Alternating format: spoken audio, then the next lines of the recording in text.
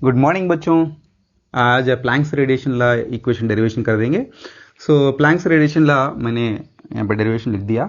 तो मैंने कंसिडर करा एक ब्लैक बॉडी में ऑसिलेटर्स, नंबर ऑफ ऑसिलेटर्स। देखिए एक ब्लैक बॉडी ले रहे थे, ब्लैक बॉडी का मतलब पता है आपको। Radiation which is going to take out all the radiation and it is emitting the complete radiation. Okay, वैसा होगा आपका ऑसिलेटर। इलेक्ट्रॉन्स, ब्लैक बॉडी के अंदर जो इलेक्ट्रॉन्स होंगे ना, वाइब्रेशनल इलेक्ट्रॉन्स, वही इलेक्ट्रॉन जो भी होगा ऑसिलेटर्स बन जाएंगे। यहाँ पे कंसिडर करें उन्होंने, so let us consider N number of oscillators. Imagine करिए एन नंबर ऑफ ऑसिलेटर्स है, उसके पास द एवरेज एनर्जी कैलकुलेट करना है। देखिए ऑसिलेटर्स की बात करें आप, R is equal 0 1 2 3 4 5 R oscillators है। इसके पास एनर्जी कितना है, ई 2e 3e एंड आर आई। इनके पॉस्टुलेट्स, प्लैंक्स के पॉस्टुलेट्स क्या बोल रहे थे, every electron inside the black body it is acting as a oscillator which is going to vibrate its natural frequency, any frequency, चलो any frequency बोलिए, which is going to emit। इन्होंने emit कर दिया। Imagine करिए ये black body है, black body के अंदर छोटा छोटा सा पार्ट है, वो ऑसिलेटर के जैसा emit करेंगे। जो भी emit कर रहा है वो इट्स वाइब्रेशनल फ्रीक्वेंसी के साथ मैच हो जाएगा। इन्होंने ये पॉस्टुलेट्स प्लैंक्स बनाए थे। एक्चुअली ये रायली जीन्स का पॉस्टुलेट है, थोड़ा सा इन्होंने चेंज करे थे रायली जीन्स, और इन्होंने मैक्सवेल बोल्ट्जमैन का इक्वेशन को सेम रख के उनके पॉस्टुलेट्स में चेंज कर दिया। ओके, ये था अपना रेडिएशन लॉ प्रूव करने का तरीका। थोड़ा सा चेंज कर दिए, पॉस्टुलेट चेंज करके इन्होंने एवरेज एनर्जी के बारे में डिस्कस करते हैं। एवरेज एनर्जी इंपॉर्टेंट है, क्यों? रायली जीन्स का जो भी होगा एवरेज एनर्जी, वही एवरेज एनर्जी को इनको थोड़ा सा चेंज करे और कैलकुलेशन में आ गया। Average energy equals to total energy by number of oscillators. Okay, मैंने इन्होंने कंसिडर करा if N1 N0 N2 N3 and so on N oscillators यहाँ पे है, उसका एनर्जी जो भी है, मतलब जो आप बॉक्स ले लिए सब इन्होंने ले लिया था, ये एक ऑसिलेटर, ये एक ऑसिलेटर, ये एक ऑसिलेटर, ये ऑसिलेटर है, ये ऑसिलेटर है, ये oscillator, number of oscillator black body के अंदर। तो इन्होंने बोला N0 ऑसिलेटर जो भी होगा जीरो एनर्जी से N1 ऑसिलेटर्स हो गए। यहाँ पे भी N1 रह सकता आपका, यहाँ पे भी N1 रह सकता। इतने N1 oscillators, number of oscillators कितने भी रहने दो, ऐसे N1 वाले oscillators it has the energy to E। N2 वाले एनर्जीज यहाँ पे है, यहाँ पे है आपके N2। N2 वाले oscillators it has 2E energy and so on like that. R oscillators we have RE energy. Total energy of the oscillator, total energy के बारे में बात करें तो क्या करेंगे आप, ऐड कर देंगे, सिंपली ऐड कर दिया इन्होंने। N is equal to N0 N1 N2 N2 and so on NR। इसको इक्वेशन नंबर 1, इसको इक्वेशन नंबर 2 लगा दिए।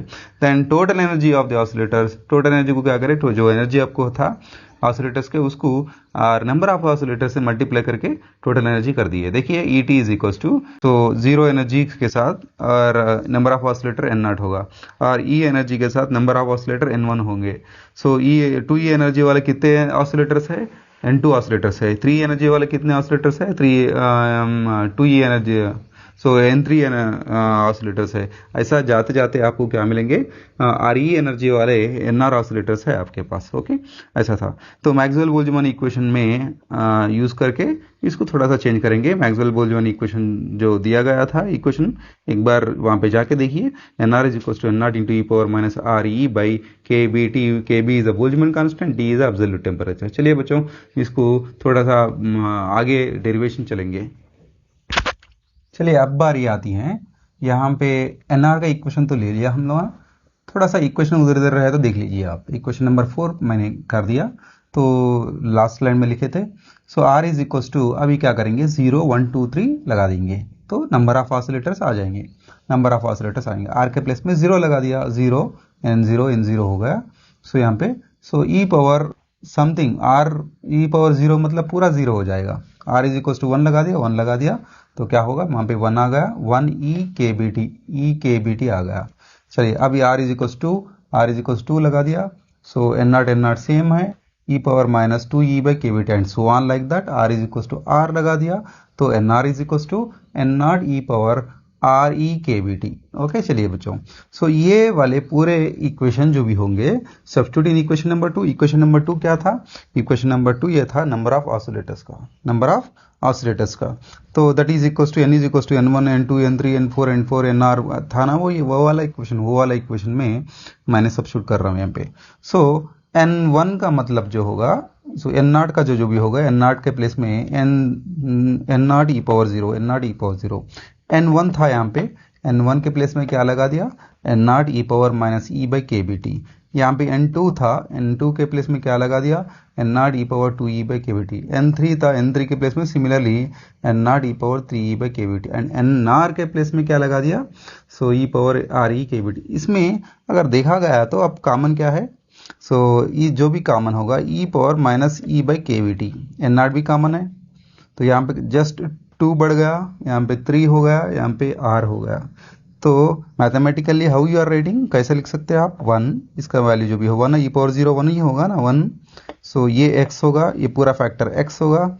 सो इसके प्लेस में क्या होगा, एक्स्ट्रा 2 हो गया, 2 हो गया, एक्स्ट्रा क्या होगा 3 होगा, 3 होगा, माइनस के साथ मिला के x हो गया वो, तो मैं इसलिए 3 बच गया। ऐसा ही सो यहाँ पे होगा ई पावर r बन जाएगा, यहाँ पे ई पावर r बन जाएगा। तो इसका शॉर्ट फॉर्म कैसा होगा, 1/1 माइनस एक्स है, 1/1 माइनस एक्स। एन सेम लिया था, एन नॉट कॉमन था, एन नॉट सबके लिए कॉमन था। 1/1 माइनस एक्स का मतलब क्या था, ये पूरा फैक्टर था ना, सो मैंने लिख दिया, सो यहाँ पे ई power minus E by K B T. चलिए बच्चों, सिमिलरली ये वाले इक्वेशंस एनर्जी इक्वेशन में भी लिखेंगे। नंबर ऑफ ऑसिलेटर्स तो आ गए, total number of oscillators, energy equation लिखेंगे तो एवरेज एनर्जी का आप कैलकुलेट कर सकते हैं आप। चलिए, सो ये स्लाइड निकाल के इक्वेशन जो एनर्जी का था उसमें सब्स्टिट्यूट कर देंगे। Similar values, same values you have to substitute inside the energy equation. अब यही वैल्यू को क्या करेंगे, इक्वेशन नंबर 3 है, मतलब एनर्जी की इक्वेशन। एनर्जी इक्वेशन देखिए, टोटल एनर्जी की इक्वेशन। सो यहाँ पे होगा, सो N1 ऑसिलेटर्स का 0 एनर्जी, N2 ऑसिलेटर्स का ई एनर्जी। N1 का मतलब क्या होगा, N not E power 0। So N2 oscillators का ई एनर्जी का मतलब N2 ऑसिलेटर क्या होगा, N2 का ये तो ये part, N not E power minus E by K B T. N3 oscillators का 2 ई एनर्जी। N3 क्या होगा, N3 जो भी होगा आगे वाला, सॉरी N2 क्या होगा, N2 ये वाला होगा, N3 and so on like this. R E का वैल्यू, सो ये वाला मैंने यहाँ सब्स्टिट्यूट कर दिया, और इतना एनर्जी है, आर ई एनर्जी है। तो इसके अंदर कॉमन देखिए, अगर आप ऑब्जर्व करें ई पावर 0 जो भी होगा 1 हो जाएगा, तो मगर यहाँ पे 0 से मल्टीप्लाई करेंगे टोटल वैल्यू 0 हो जाएगा, इसके लिए मैंने 0 ले लिया। तो ये छोड़ दीजिए, 0 तो छोड़ सकते हैं आप, सो 0 प्लस समथिंग 0 ही वही वैल्यू होगा ना। तो यहाँ से ऑब्जर्व करिए आप, तो यहाँ पे होगा E N not E power minus E B T, यहाँ पे भी ई है, यहाँ पे भी एन नॉट है, यहाँ पे भी ई पावर है, minus E by K B T है, मतलब so N not E power E by K B T ये वाला। तो यहाँ पे डबल एन नॉट आएगा, हाँ हाँ N naught, double N naught आएगा। चलिए, N not E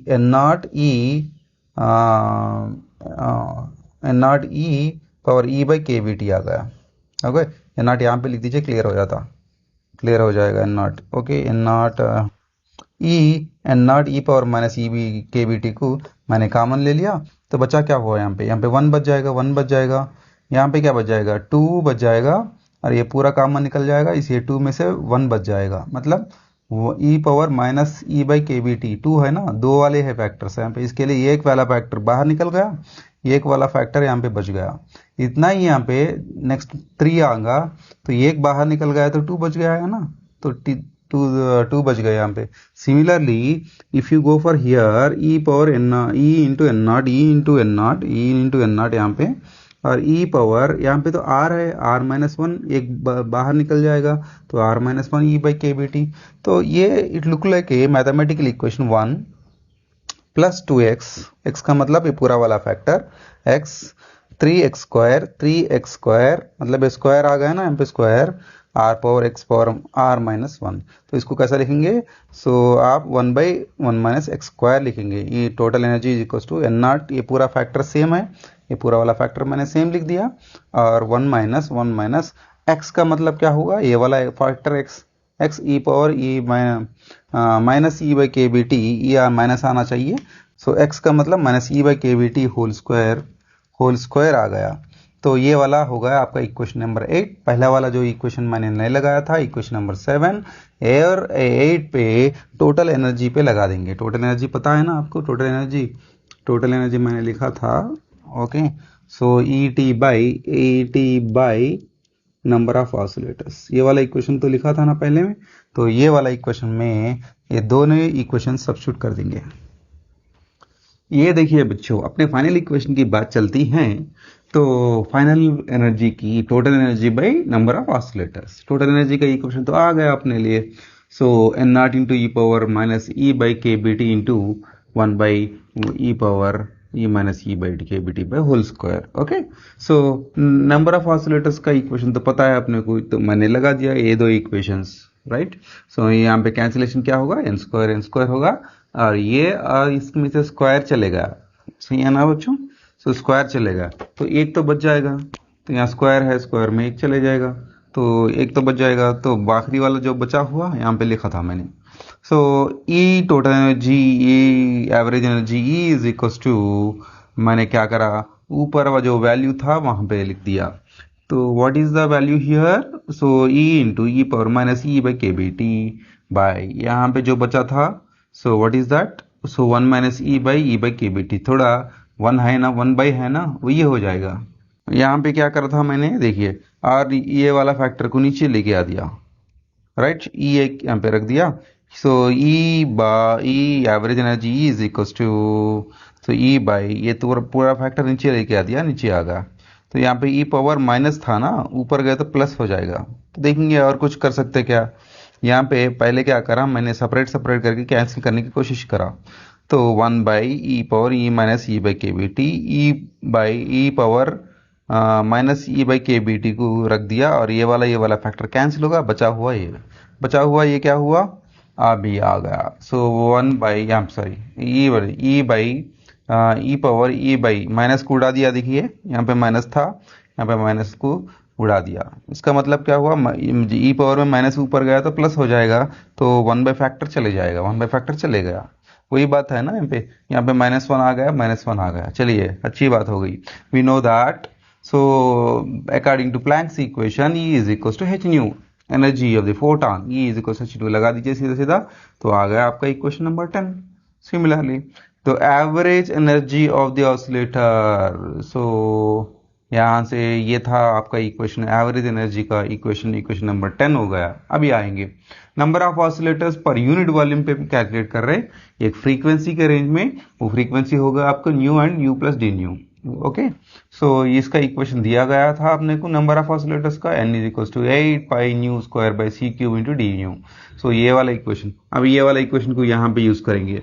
energy density formula क्या है, number of oscillators into average energy. Number of oscillator का फॉर्मूला जो भी पता है यहाँ पे लगा दिया हमने, यहाँ पे लगा दिए, और n इंटू एवरेज एनर्जी का इक्वेशन नंबर 10 हमने लिख दिया यहाँ पर। तो दोनों से मल्टीप्लाई करिए, कुछ कैंसिलेशन हुआ तो कैंसिलेशन करिए, कोई भी कैंसिलेशन नहीं है तो मल्टीप्लाई कर दीजिए सीधा सीधा। 8 पाई h जो भी है h आ गया, nu square into nu cube हो गया, C cube E power h nu by K V T -1 into D nu लिखना भूल गया, यहाँ पे आ गया आपका। अच्छा, डी न्यू कैंसिल हुआ तो बच गया वो। अगर डी न्यू टर्म्स में लिखना चाह रहे तो a new into D new बोल के लिख सकते हैं आप। मैंने डी न्यू कैंसिल पहले से ही कर दिया, तो ये हो गया अपना final equation for the Planck's radiation law. So in terms of frequency, अब आप वेवलेंथ पे लिखना चाह रहे तो लिख दीजिए। इसका नोट जो भी है नीचे लिंक कर दिया, तो नोट्स देख लीजिए। थोड़ा सा 1-2 स्टेप में इन टर्म्स ऑफ लैम्डा में लिखना चाह रहे तो आप की नोट्स की, अब मतलब आपका जो सिलेबस है उस सिलेबस के हिसाब से आप लैम्डा में लिखना चाह रहे तो लैम्डा में लिखिए। तो फ्रीक्वेंसी टर्म्स में यहाँ तक खत्म हो गया आपका Planck's radiation law. Thank you बच्चों, नेक्स्ट क्लास में नेक्स्ट टॉपिक से मिलेंगे।